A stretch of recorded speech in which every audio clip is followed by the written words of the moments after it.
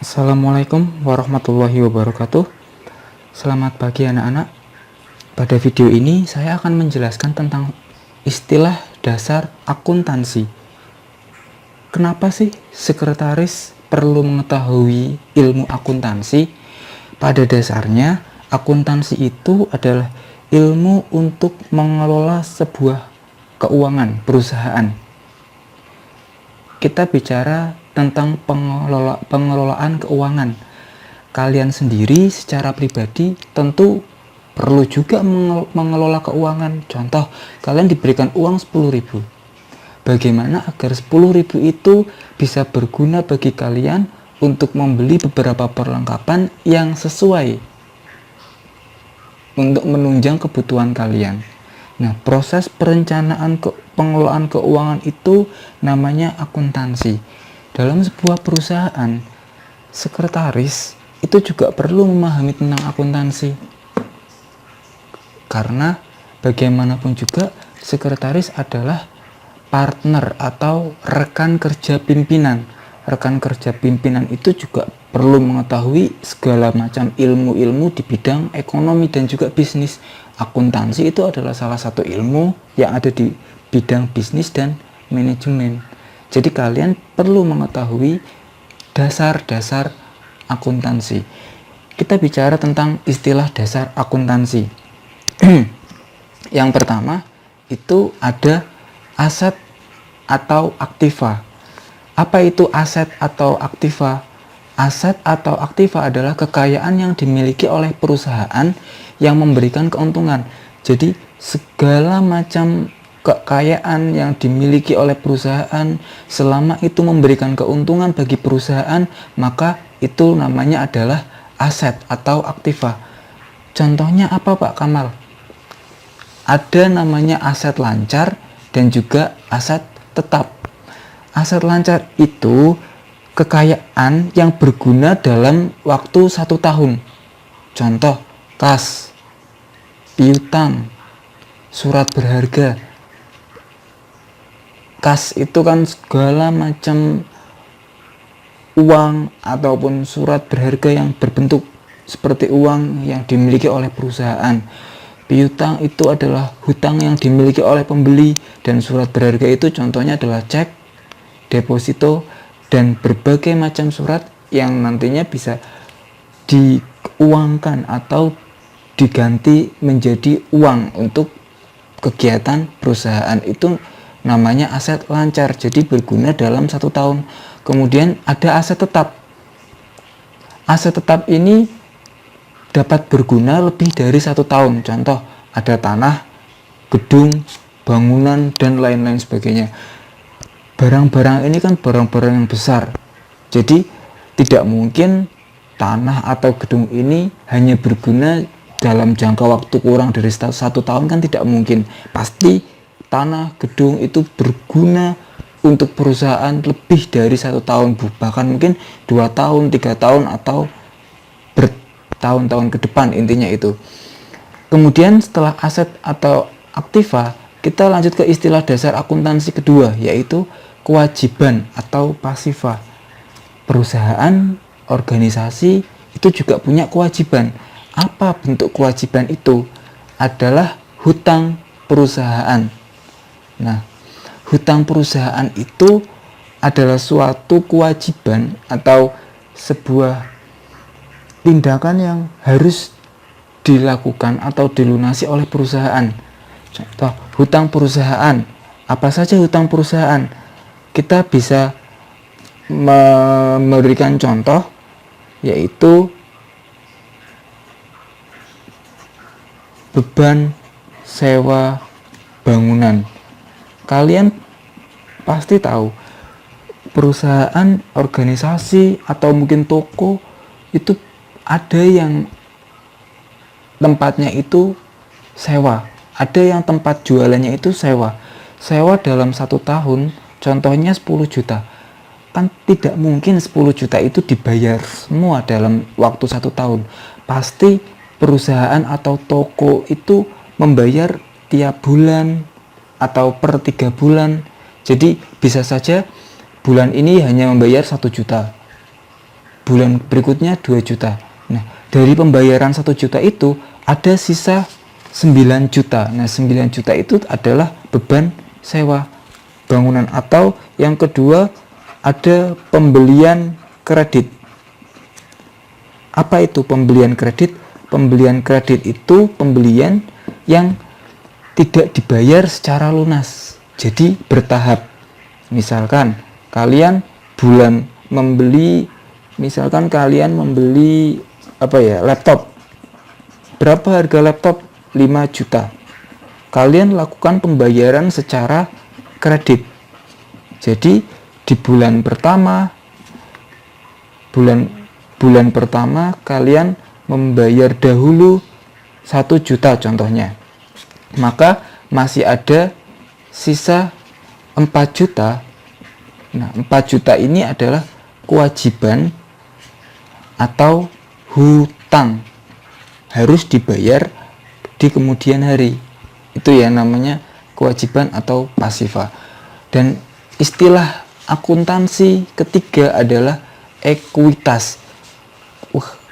Mungkin istilah baru bagi kalian ya. Ekuitas itu adalah suatu cara yang bisa digunakan oleh perusahaan untuk melihat kesehatan usaha. Ini caranya. Caranya adalah aset dikurangi kewajiban sama dengan ekuitas. Jadi aset ini dikurangi dengan kewajiban, maka hasilnya adalah ekuitas. Sekarang bayangkan, kalian punya aset atau punya uang 10 juta, punya aset 10 juta ya. Tapi kalian punya hutang atau kewajiban sebesar 7 juta.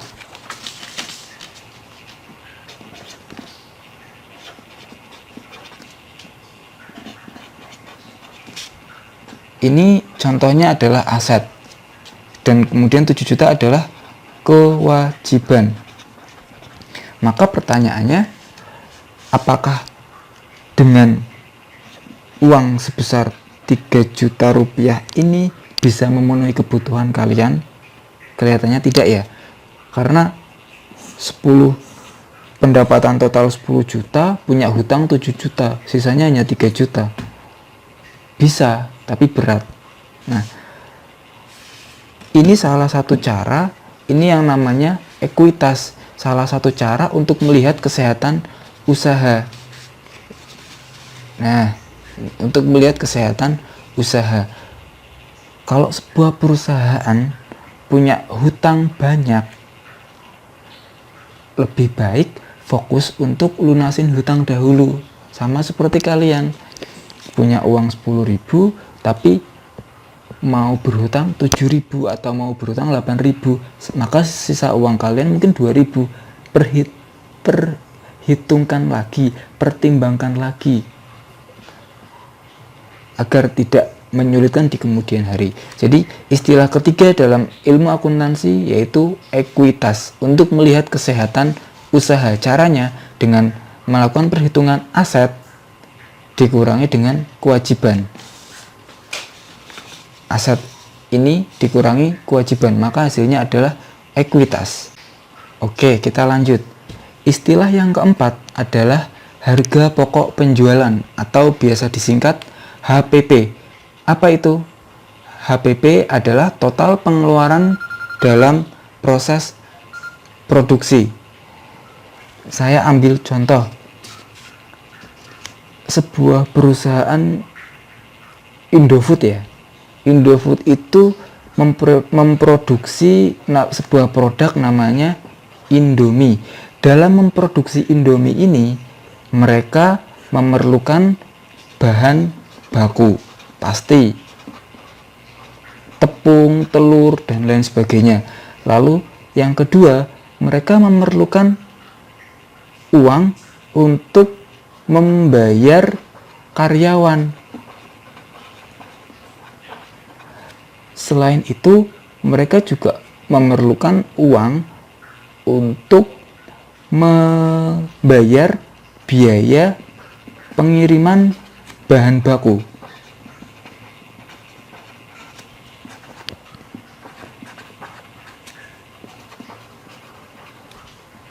dan juga mereka memerlukan biaya lain-lain yang tidak bisa disebutkan, contoh ada potongan harga atau lain-lain. Nah, keempat faktor ini adalah total pengeluaran yang diperlukan sebuah perusahaan Indofood untuk membuat atau memproduksi Indomie, dan kesemuanya ini dinamakan dengan HPP. Oke, kita lanjut ke istilah kelima dalam akuntansi, yaitu adalah beban. Apa itu beban? Beban adalah biaya yang dikeluarkan oleh perusahaan, segala bentuk biaya yang dikeluarkan oleh perusahaan. Contoh, untuk menggaji pegawai. Terus ada juga yang termasuk dalam beban, yaitu harga peralatan menurun. Mengapa saya mencontohkan harga peralatan menurun? Karena kita lihat sebuah kendaraan motor, atau saya ambil contoh saja yang lebih mudah, smartphone.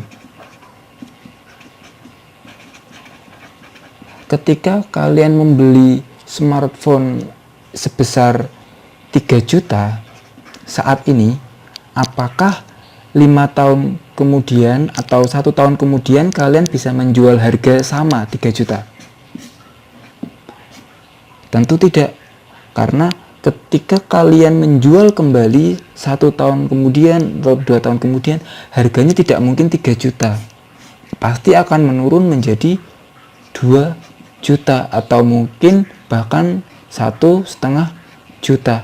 Nah, penurunan harga ini itu termasuk dalam beban perusahaan, ya, atau biaya yang dikeluarkan oleh perusahaan.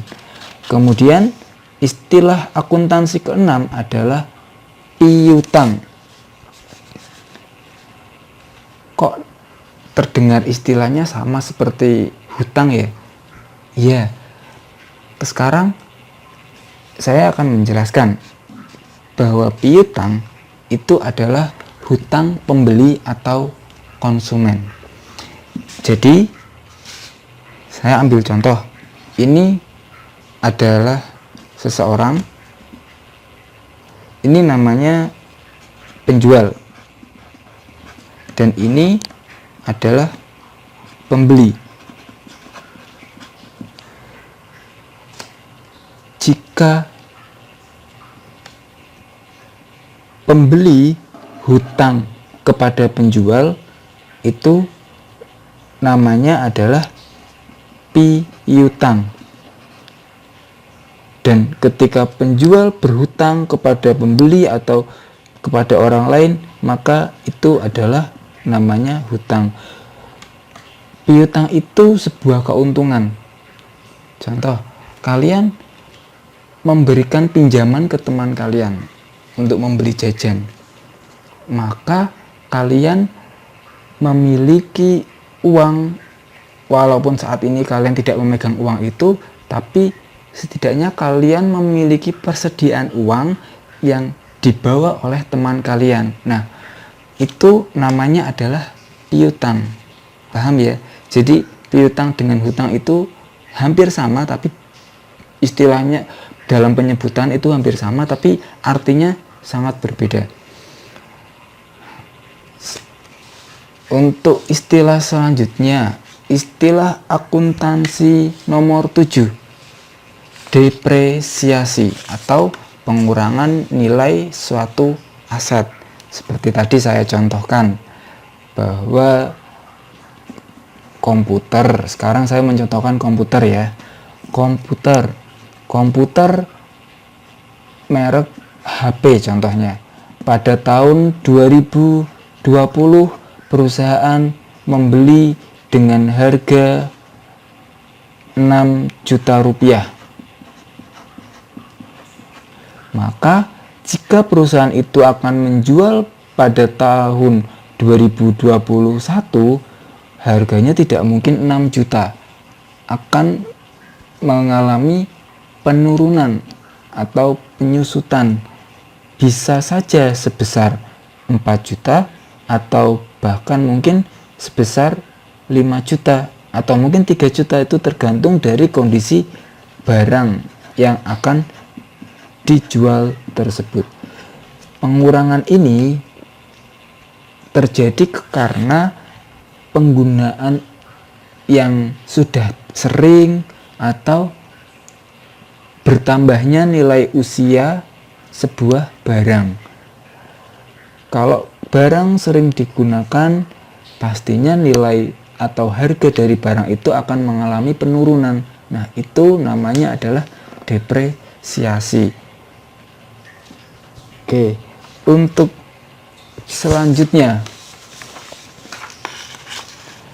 istilah akuntansi nomor 8, pendapatan atau revenue. Apa itu pendapatan? Yaitu jumlah uang yang didapat pada periode tertentu. Ada dua. Yang pertama pendapatan kotor dan yang kedua adalah pendapatan bersih. Pendapatan kotor dalam usaha biasa kita kenal dengan istilah omset. Nah, sedangkan pendapatan bersih dalam usaha, dalam dunia bisnis, sering kita sebut dengan istilah laba atau profit. Oke, saya coba jelaskan mulai dari pendapatan kotor dulu atau omset ya. Contohnya, ada toko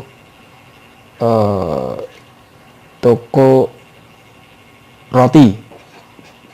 Toko roti dalam 1 bulan dia mendapatkan untung atau dapat uang dari hasil penjualan sebesar 30 juta rupiah. Nah, 30 juta rupiah ini adalah total uang yang didapat oleh toko roti selama 1 bulan. Kita tahu untuk memproduksi satu buah roti tentu memerlukan beberapa biaya atau memerlukan beberapa faktor, mulai dari harga bahan baku, lalu seperti tadi gaji karyawan dan lain-lain. Nah, 30 juta itu kalau belum dikurangi ini semua, itu namanya adalah pendapatan kotor atau omset.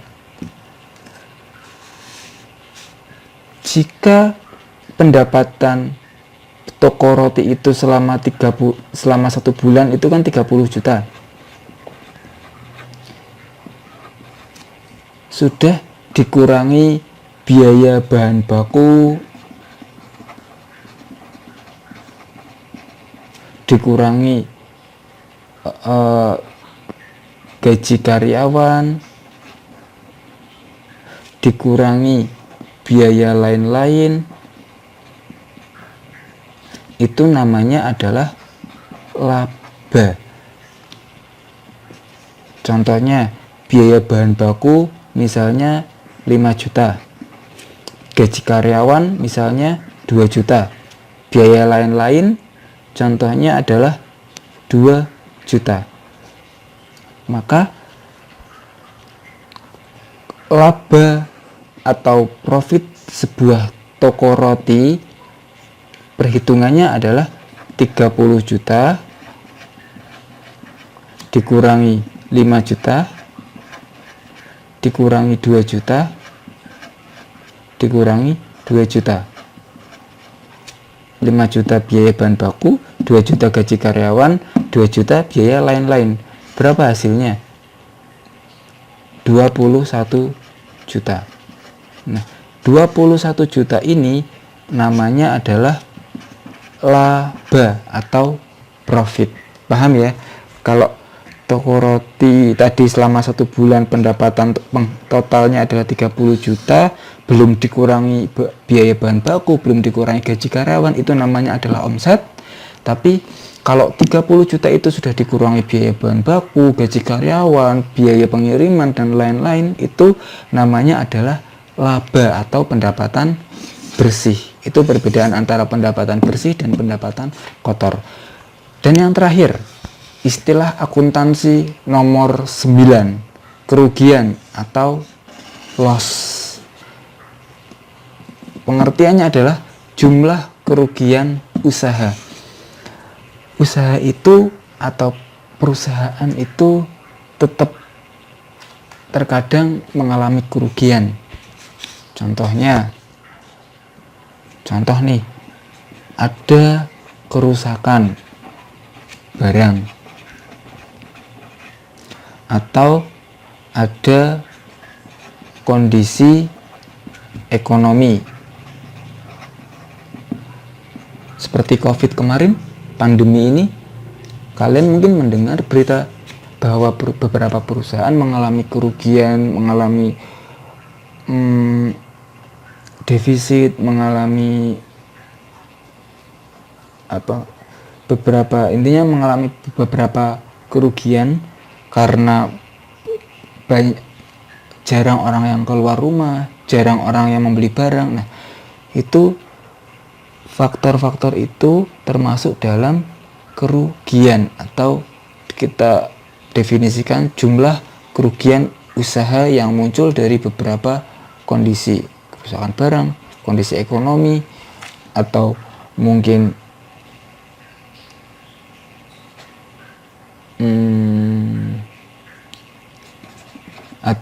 retur. Atau retur ini adalah pengembalian barang.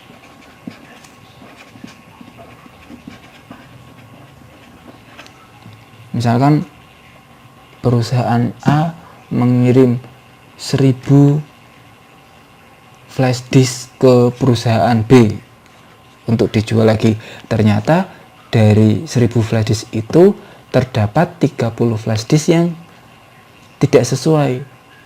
Ya, tidak sesuai, entah cacat, entah hilang atau apa. Maka perusahaan B meminta retur atau pengembalian barang kepada perusahaan A karena barang yang diterimanya itu rusak. Contohnya itu namanya adalah retur.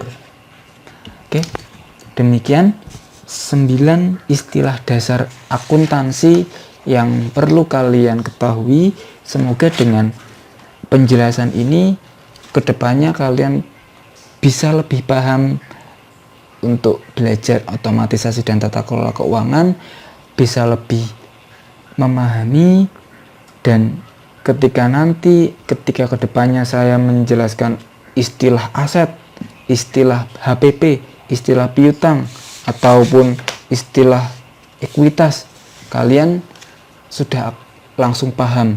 Oh, ekuitas adalah ini, aset adalah ini, beban adalah ini. Oke, demikian. Terima kasih. Wassalamualaikum warahmatullahi wabarakatuh.